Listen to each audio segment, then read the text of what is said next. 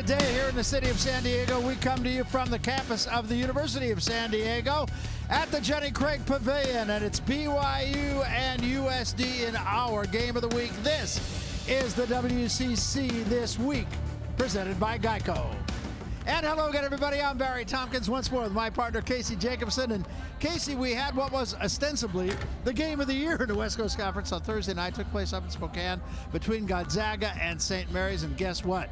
Didn't quite be as advertised. I was so looking forward to this game, and for 28 minutes, it was the game of the year in the WCC. It was a three-point game.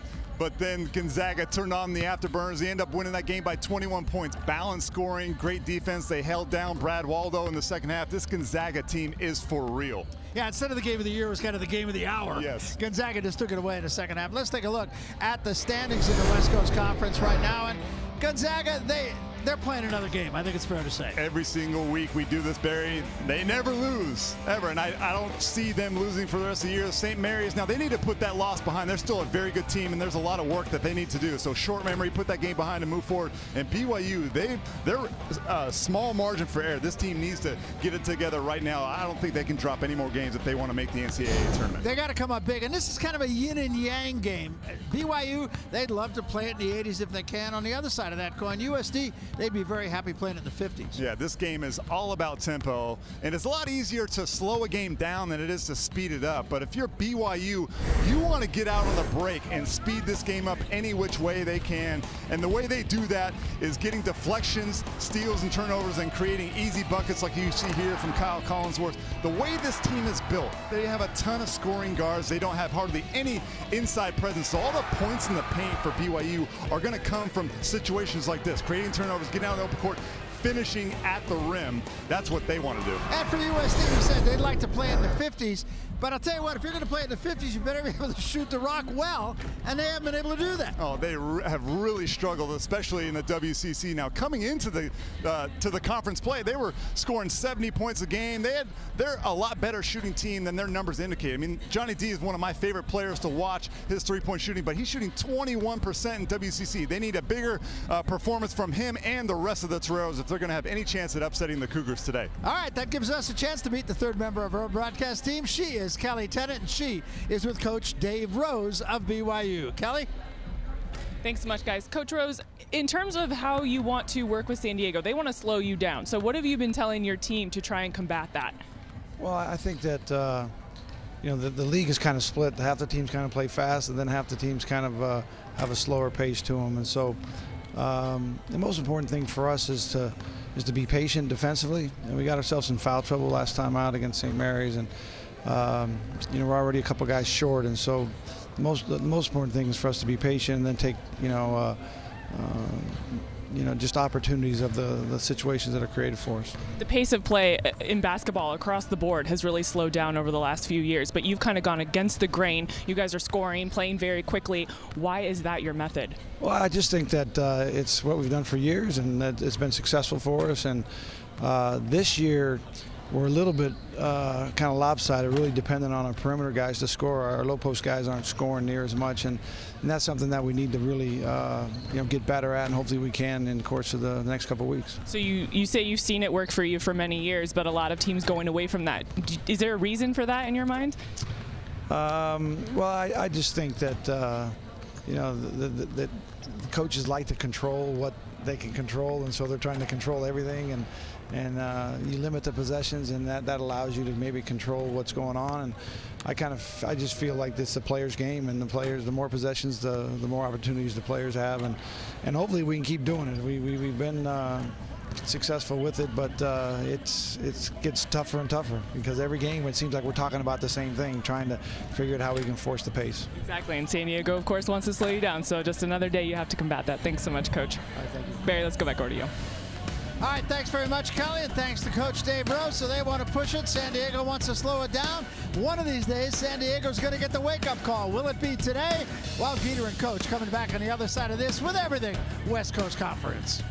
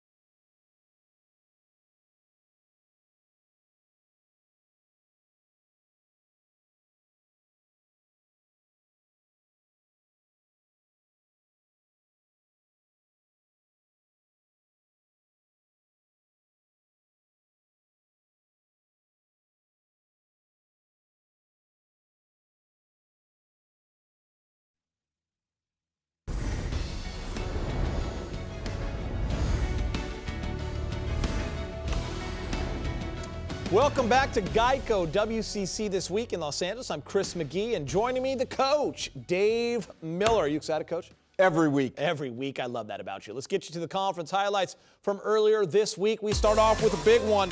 Number 3 ranked Gonzaga hosting Brad Waldo and the St. Mary Gales. Winner takes sole possession of the top spot in the conference. Zags up 6-2 early. Waldo, the soft touch, hits the jump hook. Gales down 2. Love the way he beats the double because it was coming. Kevin Pangos, size him up, knock him down. Gonzaga goes up 5. Waldo trying to keep this one close, Coach. Yeah, I mean, he misses it, but he's like Donna Summer. He's working hard for his money, Chris. First half ends 27-21 Gonzaga. Second half now 35-29. Gales in transition. Emmett Nar finds a streaking Jack Landale, who dunks it home. That's the Aussie bringing the thunder from down under. Zags starting to pull away. Pangos finds the big man Karnowski for the big dunk. Pain in the lane for my Polish pit bull. Gonzaga extending their lead. Silas Melson for 3. Got it. Zags on an 11-0 run. Gonzaga never looking back after that. Pangos on fire. Zags go on to win 68-47. Gonzaga dominating in the second half. Zags go to 19-1 and a perfect 8-0 in the conference. Kevin Pangos led the way with 14 points. After the game, Mark Few talked about the win. Too many silly turnovers in the first half where we were trying to make something out of nothing. We're at our best when we're moving it, sharing it, and getting to multiple actions. I know rebounding was a concern. You guys definitely out-rebounded them tonight. How big was that? It was big. I thought Domus was pretty special. He hurt his finger the other day, and to tape it up and play and rebound the way he rebounded tonight was inspiring. I thought our guys kind of fed off that, and it's always a big aspect of the game when you're playing St. Mary's because they're a great rebounding team. All right, Coach, St. Mary's and Gonzaga. By the way, this was a close game in the second half, and then the Zags go on a 22-2 run to open up the game and just blow them out of the water. How were they able to do that? It was all about their offensive balance. When you look at that first half, it was all about the bigs. In the second half, they got the perimeter game going, and that's what this team does well. You've got to pick your poison. They're big, they're athletic, they've got shooters, they can score in the lane, they can stretch it to 3. And what they do best is they're egoless, they share the basketball. They don't care who's scoring.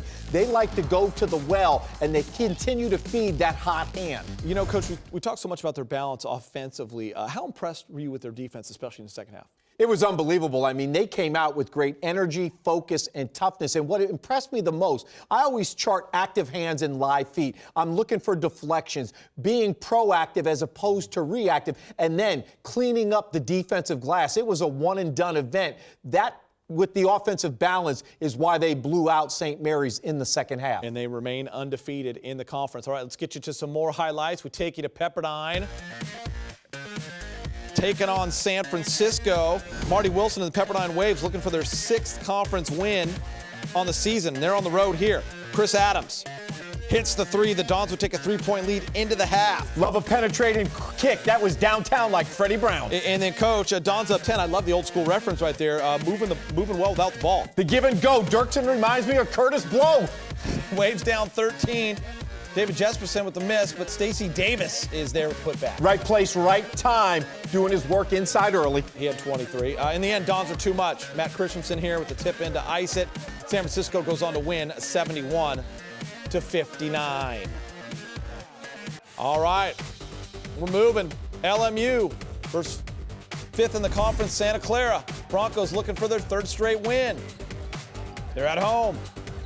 Marnar attacks the rim, fakes, drives the lane, extends, and throws it down. I'm giving him a new nickname. It's Money, Money, Money.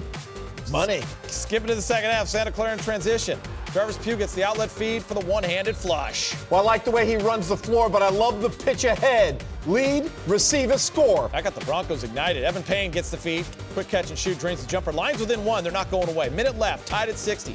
Jared Brown gets the feed in the corner. Lines up the 3. Nails it. Broncos win 3 in a row, 65-62, Santa Clara. Oh, Coach, this is going to be a doozy. Pacific at Portland. Tigers and Pilots, both 2-5 in conference play. Alec Wintering leading the Pilots with 13.7 points per game. Under a minute left in the game. Kevin Bailey attacks, drives, pops over TJ Wallace. game-high 21 points. Later, Pacific down 3 with 12 seconds left. Lonnie Robinson goes behind, back, fakes, gets a three-pointer off, and sinks it, Coach. Well, that's good defense, but better offense. DT making it rain in Portland. But, Coach, the Pilots would answer. 4 seconds left. Wintering from deep outside the arc, knocks down the buzzer beater for the win. What a play. Keeps his dribble. He's going to be the big man on campus. The Pilots are playing. Oh, and they're hunting him down right there and mobbing him. Here's what the conference standings look like. Number 3 team in the country, Gonzaga, at the top of the standings. St. Mary's now with 1 conference loss right below them. BYU and Pepperdine tied at 3rd in the standings. Difficult loss for Pepperdine there. They wanted that one at San Francisco. They're off to a great start. But, Coach, we got to talk about Portland with the buzzer beater against Pacific. That's what college basketball is all about. You love seeing that. No doubt about it, Chris. And when you look at Wintering, he's a sophomore point guard that shoots 51% from the 3. So trust me, everybody in the gym knew he was capable, but it's just great. With Kevin Bailey missing so many games, he has really elevated his game. A scoring point guard that is now playing with great confidence. He can knock down shots, but he also has been getting others involved. When you're a player, a coach, or a fan in there, those are the moments and the minutes that you live for. They needed that win. No question about it. All right, BYU head coach Dave Rose in his 10th season with the Cougars. In his previous 9 seasons, he has recorded 20 wins or more in each of them. He's coached 5 All-Americans, so he's got experience working with talent. But he's never worked with a talent quite like Coach Dave Miller. This is the true test. Let's see how he fared in a little segment we like to call Coach vs. Coach. Coach, you're on the hot seat. Coach versus coach. Best player you've ever coached? Coached a lot of good ones. I'd have to say Jimmer Fredette. Best player in the WCC? I'm going to go with experience and go with Tyler Haws from my point of view, but Kevin Pangos from the opposing. Toughest place to play in the conference away from BYU? Gonzaga. Favorite non-basketball activity? I'd have to say boating. I love to be out on the ocean on the lake. Favorite person to follow on Twitter? Don't have a Twitter. Who's one person, dead or alive, you'd love to have lunch with? I think I'd like to have lunch with Coach Wooden. What superstitions do you have game day?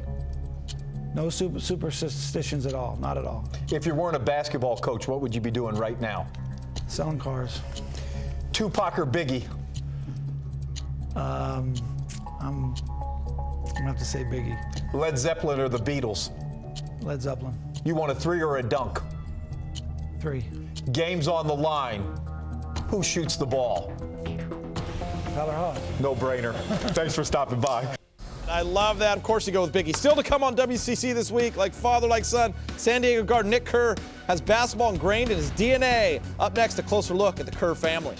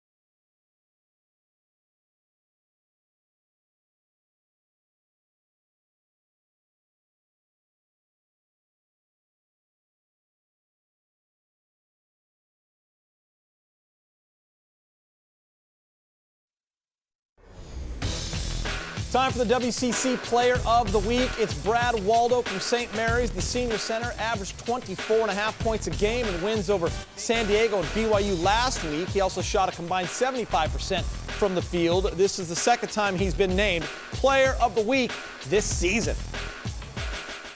Now, San Diego guard Nick Kerr has basketball in his blood. Being the son of Steve Kerr, a 5-time NBA champion, as a player and current head coach of the Golden State Warriors, definitely has its benefits. You get to learn the game from someone who competed at the highest level and succeeded. He's grown up around the game, and let's just say the apple doesn't fall far from the tree. Here's Amanda Blackwell with the story.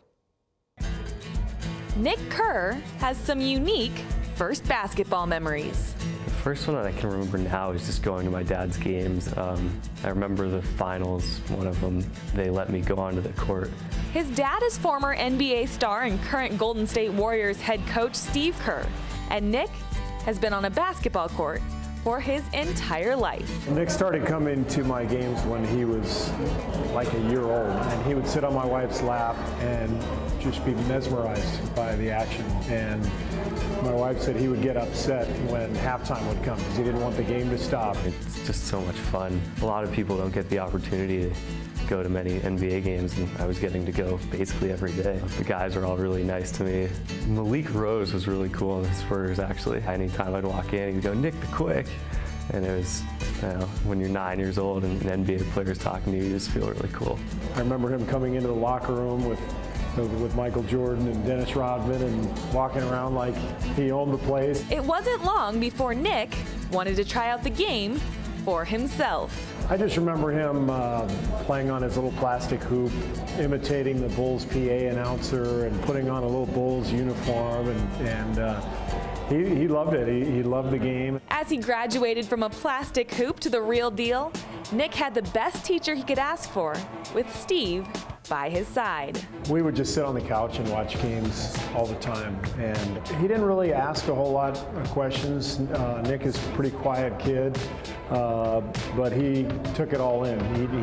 He listened to my observations. Instead of regular PE for middle school, we would go play, and he would put us through a bunch of drill work and just teach us how to play and all this different ball screen coverage and just different ways to score. That work paid off, and Nick went on to have a successful high school career before he was recruited by the University of San Diego, where he's using the knowledge he gained from a lifetime spent on a basketball court. He's one of the best teammates I've ever had. He's always got a great attitude, and honestly probably one of the smartest basketball players I've been around. I think Nick does a lot of things for our program that really don't ever show up in a stat sheet.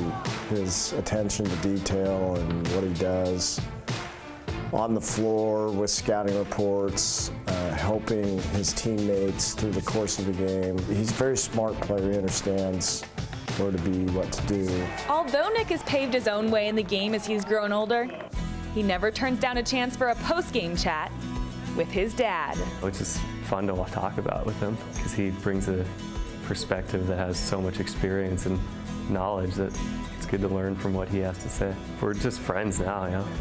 I guess he's past the point of parenting where we're just friends and talk to each other. We usually text after his games or my games, and you know, we're in touch constantly. I mean, we're really, really close, and basketball obviously ties us together even closer. We're so proud of him. I mean, he's a great kid. And when Nick's college career is over, he plans on going into what is now the family business. I wanted to get into coaching. I just love basketball, being around it and being around the players and the competition. He does such a great job for us on recruiting visits. You know, he understands how important all that is. And, you know, it's like he's already kind of a mini GM or coach. Right now, I don't know. I'm not focused on an ultimate goal. I just want to get in at some point and become a coach. And wherever that takes me, we'll find out. For the WCC This Week, I'm Amanda Blackwell. Love that story. Great job, Amanda. So here's all the WCC action on today. BYU with San Diego on our Game of the Week. Cougars trying to get back on track. Top two teams in the conference also playing later. At 5 p.m., Gonzaga taking on Pacific, and at 7 p.m., St. Mary's taking on the Portland Pilots. Check your local listings for channel location. All right, Coach, Game of the Week. Give me a key guy. Well, for BYU, the bigs have to show up. The guards have done a great job. They can score in transition in the half court. But the key to getting the bigs involved is Kyle Collinsworth. Yeah. And that's who I'm going to be watching. It's up to him to get this team going because he's really got a complete game. Mature, strong. He's got a high basketball IQ. At 6'6", he's extremely athletic. He can finish in traffic. And he's got speed to get by defenders. And then you add to his length, he has the ability to get into the lane and to be able to get off shots. Now, he's not flashy, but I love his motor, and he does all the little things that coaches love. Fakes a pass to make a pass, understands the passing angles, but the bigs have to be able to get inside and go at the lane and expose San Diego's interior defense. Now, what about for San Diego? They have a shot to win this. Well, for San Diego, Chris, it's all about transition defense. You're looking at a BYU team that scores the most points in the nation. They want to run off makes and misses. So you've got to get back, you've got to get turned. Then once you get into the half court, then they're going to have to probably go to a zone if BYU can get their bigs going because now you've got an attack. Fast breaking, execution in the half court. Last thing, Coach Rose said Tyler Haas takes the last shot. Why? Well, he's got the confidence, and he was born a scorer. But I'll tell you what I like about him in watching him play. He reads screens as good as any guard in the country. So he knows when to straight cut, he knows when to curl cut, he knows when to flare cut. So no matter how you guard him, his footwork and his basketball IQ is going to enable him to get a good, clean look. You got me ready, Coach. That's it for me and the coach. We'll get you back out to the Slim Jim.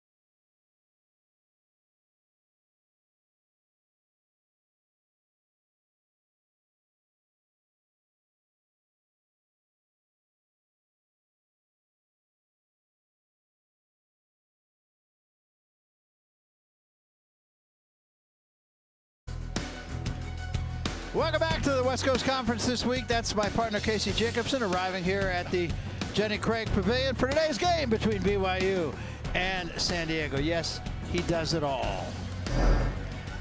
Welcome back, Barry with Casey. Let's take a look at the games of the week that we're going to be seeing. Of course, here in San Diego today, and then we're up in Pacific. We get to visit with Casey's brother Adam. LMU playing up there, then BYU once again at Loyola Marymount. And I'll tell you what, Loyola Marymount's getting better. St. Mary's will be down here at San Diego.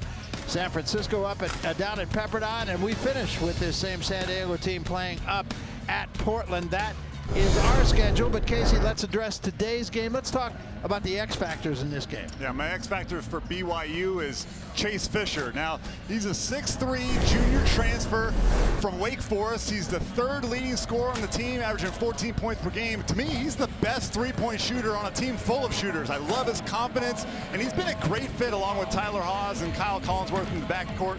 And he's my X factor because if he gets going offensively, he can really break this game open. And for USD San Diego, my X factor is Christopher Anderson. He might be the smallest guy on the court at 5'7", but he has the biggest impact on this team when he plays well. He's their all-time leader in assists, but Barry, it's his scoring and shooting that this team really needs him to improve on. Last week in Pacific, at the same areas, he was a combined 3 for 14. They really need him to step up and take some pressure off Johnny D today. Well, one thing I really do like about Chris Anderson, and that is in the stretch when they really need a basket. Interestingly enough, while Johnny D is their guy, it's Chris Anderson that they really have a tendency to look for. He's a great playmaker. They need a big night from him today. All right, that's a wrap for the WCC this week. It's presented by Geico. On the other side of this, our game, BYU and USD.